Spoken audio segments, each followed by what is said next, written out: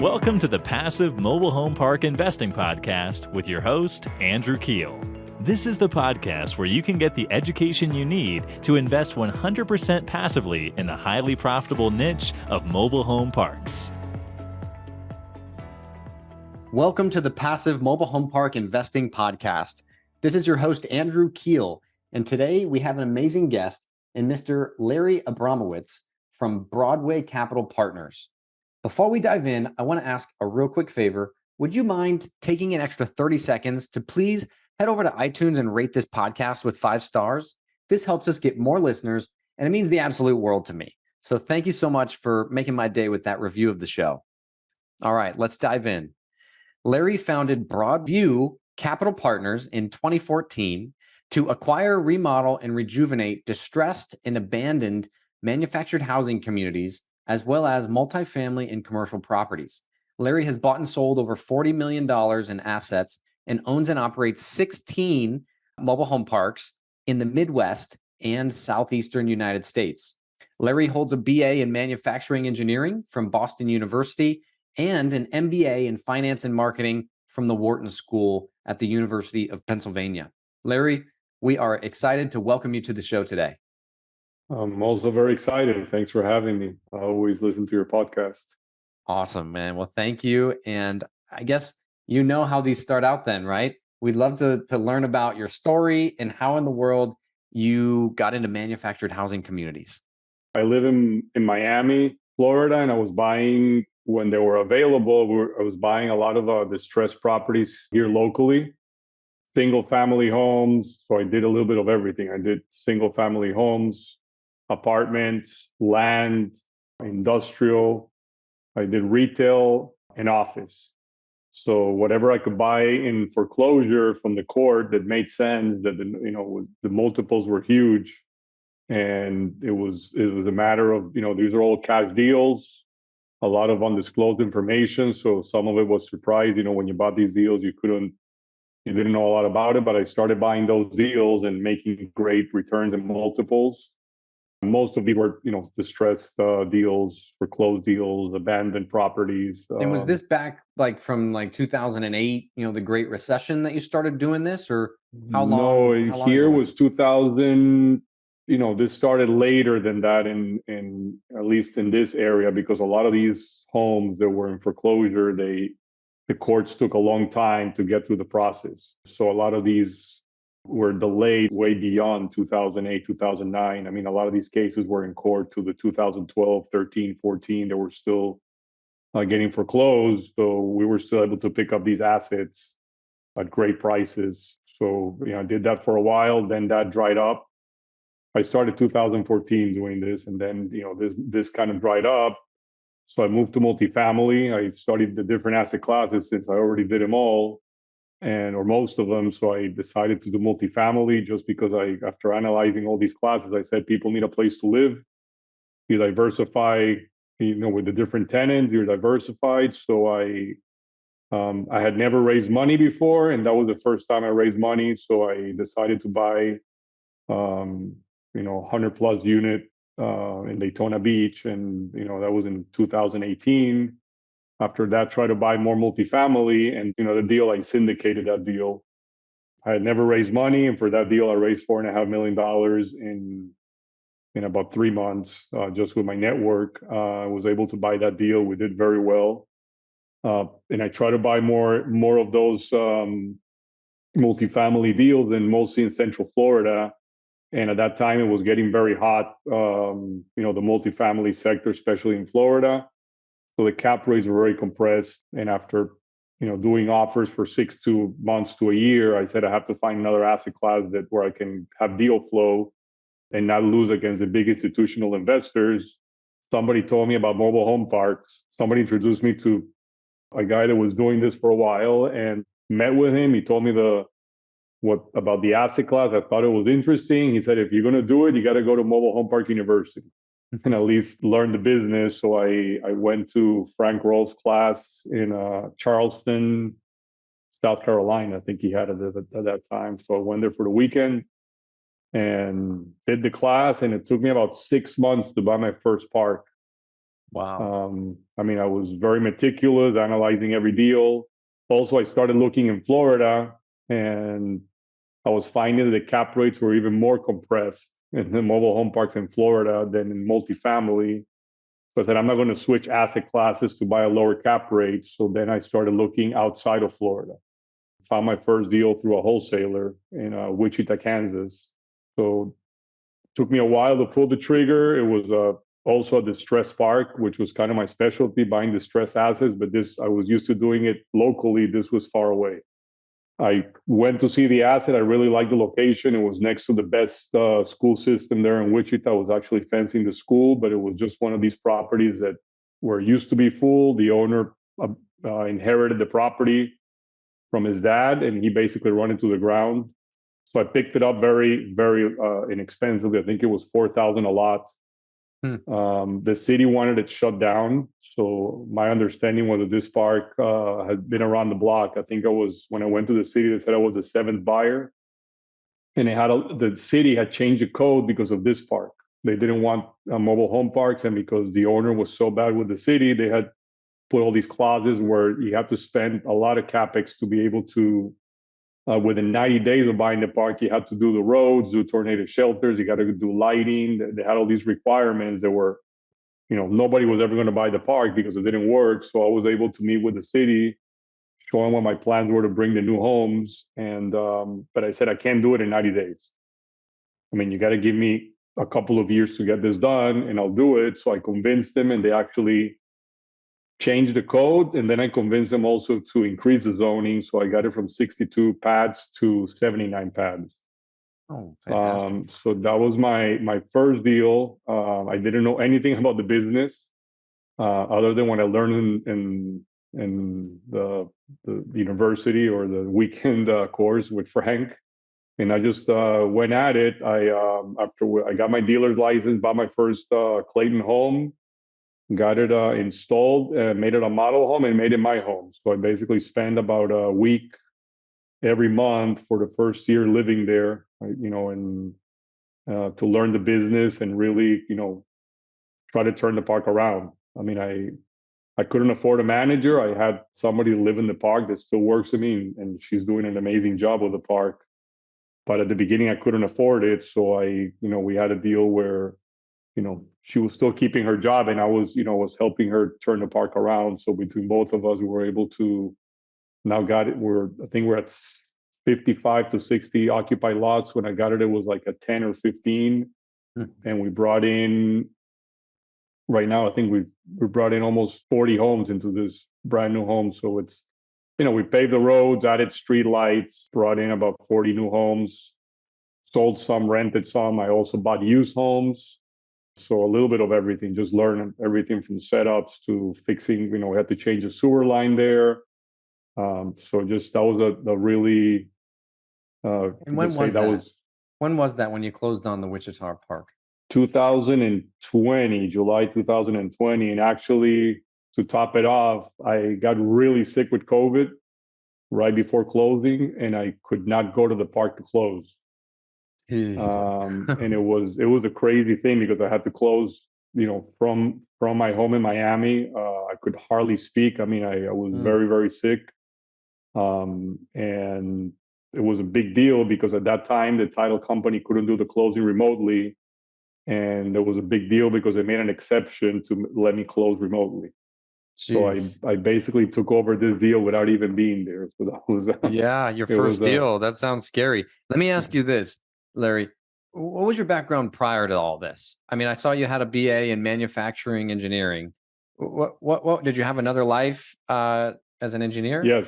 Well, way before when I graduated, I worked at General Electric in aircraft engines and appliances division in manufacturing, and moved to Colombia when I married. My wife's Colombian, and I was running there a paper factory. We made paper and cardboard boxes. So I was doing that for about 5 years. And then we moved to Miami, and I had a flour importing and distributing company. We imported flowers and sold to supermarkets around the U.S. So that was a business I did until 2000, and actually till 2020 I was doing that. Wow. Until COVID hit. But yeah, that was my my main business until I, got set up with the real estate. Wow. So, pretty entrepreneurial, it seems like, your Yes. whole life, right? That's fantastic. So you've closed on your first park July 2020. Right now we're, recording this. It's August 2023, and you're already up to 16 mobile home parks. Yes. You've just been on a rampage, man. That is fantastic. That's huge growth. Tell me about your team. Tell me about your operations and how you're, able to, get so many deals done. Yeah, well, the first 4 parks I bought on my own, didn't raise any money from my investors, and I wanted to really learn the business. I did that for 2 years. I bought a park July 2020, the next one November of 2020. And these were all rough parks. I haven't bought a stabilized park yet. They're all been real like crazy turnaround stories. Then I bought another one in Wichita. That was in May of 2021. And then I bought another one in Wichita in September of 2021. So a lot of it was to scale, to be able to afford a manager and not have to be, there. I did 89 segments in American Airlines in my first year, just, between I was going to Peoria, Illinois and Wichita, Kansas. So, I mean, the biggest hurdle was actually getting, the scale to be able to hire people to help me, not me having to do a lot of the work and being able to afford managers. So that was kind of the first step. And then I decided to start a fund last year, launched at the end of May of last year. And that's how we also got to scale. Before I did that, I started building the team before I raised the funds. So right now we have we're fully integrated property management. So we do, I have a director of operations that basically manages all the managers. Every community or group of communities, because we do clusters in different areas, has a manager. Sometimes we do have a maintenance for a couple more maintenance people on site. Leasing, in one of the bigger portfolios, we have a team of 5 people in that community. And we hired also a project manager this year, which is helping me with all the infill and all the capex projects that we have on these value add deals. So and we have accounting, 2 people in accounting, one in marketing, and we have just an administrative, somebody to help us that does titles and a lot of administrative work for all these communities. So now we have a pretty big team, and we're still growing. And Yeah, that's fantastic. That's an awesome 3 years, dude. What do you think is the toughest hurdle to overcome in mobile home park investing? I mean, you've seen it firsthand. managing park-owned homes, I think park-owned homes, I was very skeptical of everybody that say stay away from park-owned homes, and I bought a portfolio with 240 park-owned homes. Most of them were newer, and after a year of managing this portfolio, we pretty much learned you don't make any money in park-owned homes. If you're lucky, you break even if they're newer. So what I think that the best thing to do with them is to sell them as fast as you can, and either. So right now we signed up with a new program with Triad, so we're going to try to do one of their programs where we finance them, legally to the residents, or they'll finance them. We use also 21st Mortgage and PEP lending. So we have all these different programs set up in all the communities. So whatever makes sense for the homes, we're going to try to sell them quickly. And I mean, the beauty about also getting park-owned home is you can set up your lot rents to be, to be whatever you want them to be. Sure. I mean, as far as you can split that any way you make sense. So we can. The good thing is when you sell these homes, you can set up the lot rents a lot higher, so that helps with the value of the property. So Totally. And just for the listeners that aren't familiar, Triad, 21st Mortgage, and PEP Lending, those are all lenders, like chattel lenders, right? On the Correct. manufactured homes directly. So they will partner with the park owner and the end buyer of the home to provide financing, right? Correct. Very cool. Yeah. No, that's a tough part. I agree with you. My model is the tenant-owned home model, and converting the park-owned homes as quickly as possible. to the extent where we are like not making money on the sale of the homes. We just want them to become tenant-owned homes. The income from those, like they just don't turn over typically. It's just the park-owned homes are the ones that turn over. So I agree with you. That's a tough hurdle. But what about infill? I mean, that's time and time again, one of the toughest value add components. There's just so many moving parts, and you've done quite a bit of it. So what can you tell us about infill? And would you say that that's, one of the more difficult aspects about, these value add type of parks? Yeah, that was on my list also, that it's another one that's a huge hurdle is infill. But infill is not only the capex you need to bring in these homes and set them up. I mean, you got to get a dealer's license to be able to buy from the manufacturers. You have to find a setter to set up the homes. You got to do the utilities. So you have all these different things: electrical, plumbing. You got to get the pads prepared. You got to do a setup. Some states you have HUD, which means you got to get a HUD inspector to approve the installation of the pads. So it can be, sometimes it takes 30 days. Sometimes it takes more to set up a house, depending on the state, and get it ready to go. You got to get somebody to do the skirting to put around the house. Then you got to build the decks and the steps. So, that was a huge learning curve. I mean, at the beginning, I thought I could bring in homes and they'll sell like, my first community, that you bring them in and they will sell, right? I thought it was a no-brainer. And when I first started, we were paying for, really bigger homes. We were, at 38,000 delivered. Those homes went up to 57,000 at the peak of COVID with inflation. So they became less affordable. They were still affordable, but, because everything was going up, but it was expensive for the typical resident I was applying to live in these homes. So it became a little challenging, those homes that we paid a lot more money for them. But the infill, you have to get somebody approved first, to convince somebody to buy a mobile home, and then to get them approved on the loan. It's a very challenging process. It takes a lot of effort. It's a big team effort. I mean, we have 2 meetings a week to go over, the sales calls and see how the leads are going, where the application process is, because, it's not only getting somebody in and convincing them to buy the home. They have to apply, and you have to almost handhold them through the application process, because it's like applying for a home mortgage, right? They require a lot of documents, and it can take 30 days or more to get somebody approved and through the process. So, closing on a home, it can be, and then they might not get approved.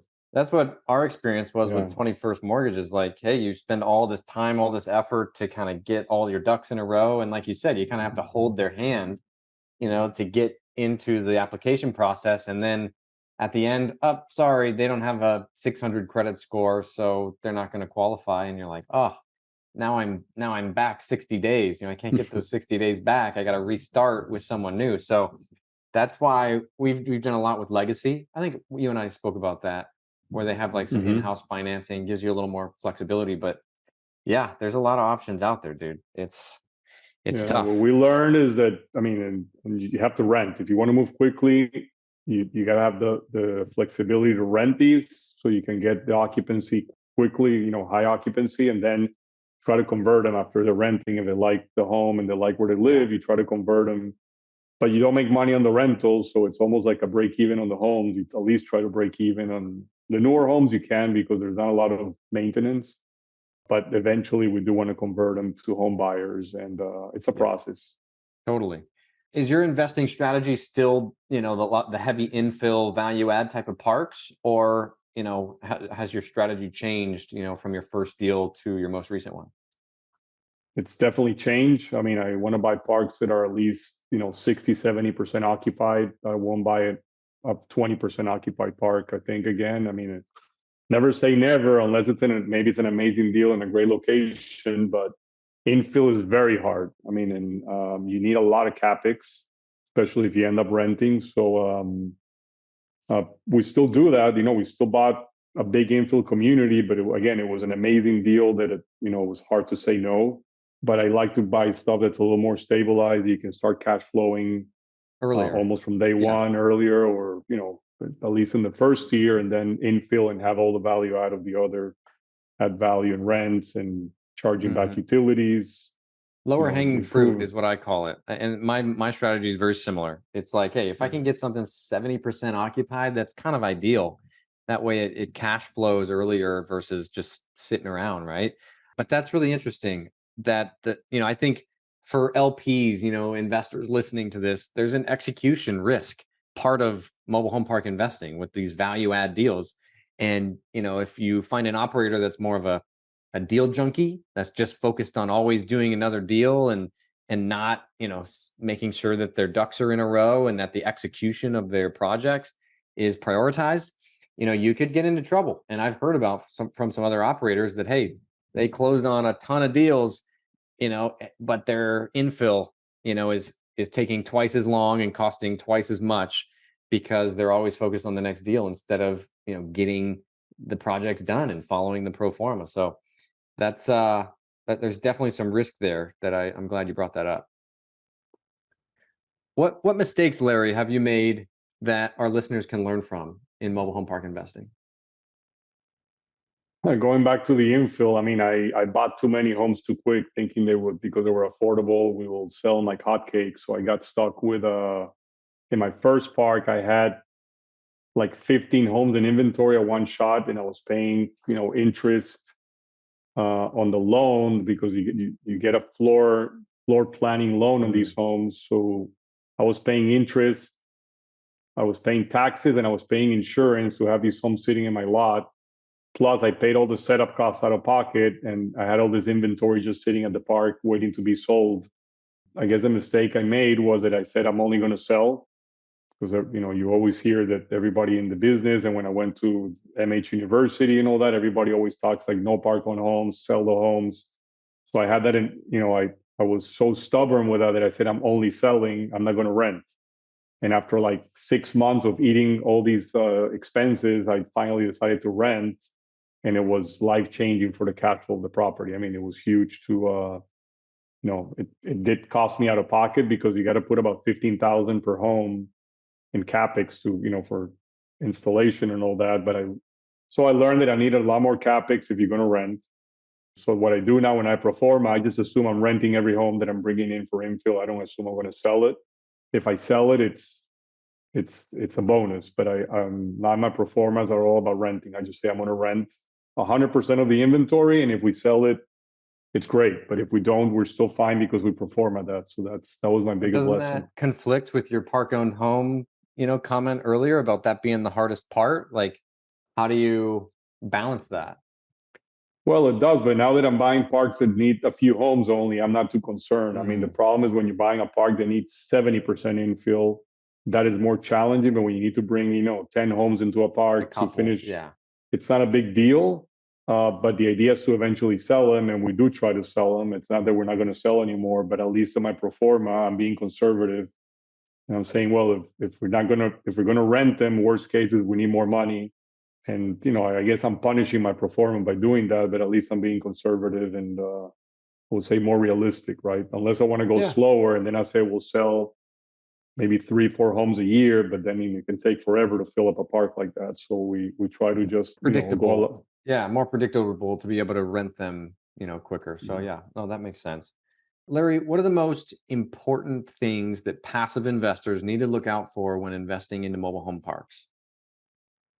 Well, I think the key is meeting knowing the GP, I mean, really well, getting references, understanding, who's in their team, really checking on the GP's background, on their past performance, background check, if anything, or references with other investors. I think that's number one, is making sure that, at least your money is invested with a person who's going to do the best to take care of it and try to perform well with the capital. And I think too is look at who's in the team, right, of the GP. I think that it's critical that there's a team backing up the GP who's going to be running these properties, because it's not mailbox money like some people advertise. It's definitely very operational business. I mean, and that's why I like it. I'm an operations guy from my background, and this is running a business, right? You're not renting a warehouse where you're just collecting checks every month and you don't have to really do much about it. Here, you're running a business. You have a lot of moving pieces, and so it's key to make sure that there's a team behind it that's supporting the business plan. And I would say third is make sure you're aligned with what the business plan is for the the GP, what their business plan is, and that your goals are aligned with what they're trying to do as far as returns, timeline of a project. How long is it? Is it a long-term deal, and you're okay holding your money for 5 to 10 years or whatever the plan is? You got to make sure you're aligned so you feel comfortable with the investment. Totally. And one thing that we kind of slid past really quickly is, I like how on your first deal, where the deal that you mentioned, like, hey, you brought in too many homes too soon. I like how it was only your money, right? Like you used your own money, you put your money where your mouth is on your first couple of deals, you cut your teeth, and now on the deals you do raise money for, you have that experience that you carry with you. So kudos Right. to you, instead of like learning on someone else's dime, which I think a lot of other operators do. So Larry, what does the perfect mobile home park look like in your eyes, and why? Well, I hear answer to this question is always the public utilities and everything's perfect. 100 plus lots and no tenant, all tenant owned homes. I think that yes, that's a beauty, but I don't think you can make a lot of money today with those parks. I think that what I like is having a park that's been neglected, that needs capex, that where rents are low, they're not charging back utilities, where you need to fix the park on homes, you need to demo old homes and really clean it up. I don't mind buying parks of park on homes if I really don't pay much for them, because lately what I do is I put zero value to a park on home. To me now they're a liability, especially the older ones. 80s, 90s homes, they're worth zero in my books. I think that you got to give them away and set up your lot rents high, and that's a strategy that we use now. We don't really give any value to those, even though a lot of people think they are valuable. When you really look at the numbers, you probably don't make any money on those homes, especially if they're older. Just you have to fix an AC unit, it's $6,000. Yeah. To replace a furnace, AC, a roof, maybe 3,000. I mean, by the time you're done, you're spending going into these parks that have old inventory. I mean, our experience has been you probably have to budget $6,000 a home, that you got a capex. Instead of saying I'm going to sell them for 6,000, you're probably going to have to put in 6,000. Yeah. So, but I mean, my most profitable park was the third park I bought, where there were old park on homes, 70s, 80s, 90s. We basically didn't pay anything for them. We paid for the lot rent. We kind of assumed what lot rents were. No books. It was an older lady, 85-year-old lady, and we bought this park from her. And at the beginning, I thought I was going to make a lot of money selling homes, and then we changed the strategy. I mean, my director of operations said you got to give away the homes for free. I mean, or sell them cheap so we can turn the park around. And after it took a while to convince me, but after listening to him, we sold the homes for $1,000 a piece. We got rid of them like hotcakes. And we brought lot rents from $83 that the lady was charging to some of the residents to $375. And now all direct bill utilities, all tenant-owned homes, and we're at $375 lot rents. And really, we have no maintenance anymore. It's very And like, I want to just pause right here, because like what you did there, we've done a similar strategy. Like it's a win-win-win, right? Like Mhm. you were able to sell these homes, which are definitely worth more than $1,000, to people that likely never thought they would be able to own these things. Mhm. Like, and you are allowing the residents to become owners, and their lot rent is only $375 a month, which is so affordable. Like where else in business does it make sense to give away, something for less than it costs, and it's still a win for the investors, for you, for the resident? I haven't found anything, and I've invested in other asset classes, and it's just a unique scenario where, like, hey, you could change someone's life by allowing them to own this home and only pay $375 a month. They're paying their utilities. Like that's super affordable for a family, right? Yes. I mean, you can't beat it. I mean, Yeah. it's really A lot of times when we go around, because we bought a park that was all park owned homes, and we were converting 136 of them. And they're like, they think it's a scam at first. They're like, wait a minute, I can own this home for $1,000. I'm paying $800 a month right now, straight renting this thing. I can own this home for $1,000, and then my lot rent goes to, $450 a month. Like, hold on, this doesn't seem right, and when you really break it down, they're like, wow, this is so awesome. This is life changing. Thank you so much. And they're so grateful. And like, it's a win on both sides. So I love that part of the business. Yeah, I do also. Yeah. Larry, what do you think the future of mobile home park investing looks like? I mean, it's getting more competitive. There's more big, players in the space, private equity firms. Obviously, interest rates are high. There's, possible recession, but, who knows what's going to happen? How do you see mobile home parks fitting in with all this? Well, I still think it's definitely a great asset class. I mean, like we're just saying, you can't find anything more affordable for people to live in the U.S. I guess other than if they're getting a Section 8 voucher. I mean, this is the lowest cost housing that's not subsidized by the government. So I think it's definitely a great asset class to be in. I think that we're providing affordable housing to our residents, and I'm basically all in on this asset class. I really think it has a great future. Limited supply, but it's also become more competitive. Rates are definitely, they're so high right now compared to where we were during COVID. I mean, I don't think we'll probably see rates that low in a long time. So it's become very hard to pencil, deals in, and we're underwriting maybe 3 to 4 deals a week. We send it, we're sending offers, but things are just not penciling in. The numbers don't work. Sellers still looking for the numbers they heard during COVID and or last year, and those rates are gone. I mean, now definitely rates are so much higher, so it's hard to make deals work. So I think it's we're patient. We only buy if we find the right deal. I mean, and if we just don't buy if we don't. Our fund works on capital calls, so if we don't find the right deal, we won't call the capital. But we're taking care of making sure that we're only buying the right deals for our investors. So, but I still think it's a great asset class to be in. I mean, it is becoming more institutionalized and it's getting more competitive, and we're seeing more and more people competing for deals. But I still think that we're long on this. We want to be in, want to keep on growing on this asset class. Awesome. What do you think is the biggest threat to mobile home park investing? The local community, the local zoning, or the local, the local governments, that, like the case I had in Wichita where they wanted to shut down the park. You just have to be very careful when you're buying that you're getting the zoning and the zoning letters and making sure that you can bring in homes. But yeah, there's certain communities where, actually the one we're discussing, they have a clause there in the zoning that if a home is not replaced within 6 months, you lose the site, which is, I mean, to me, that's a threat we're providing the most affordable housing in their city where they need it.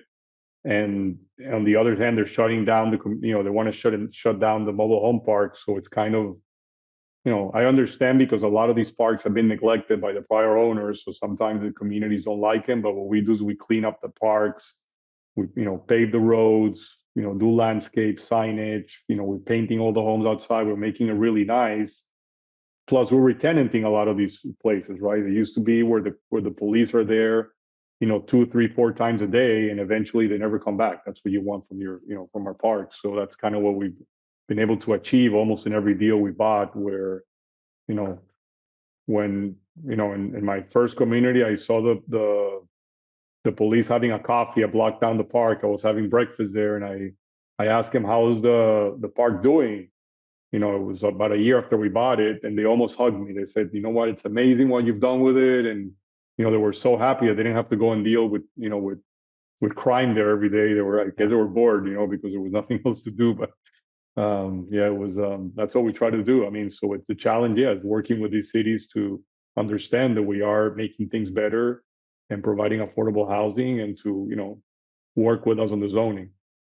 Yeah. No, I think that is a big threat, that regulation, that and like rent control in certain states, things like that.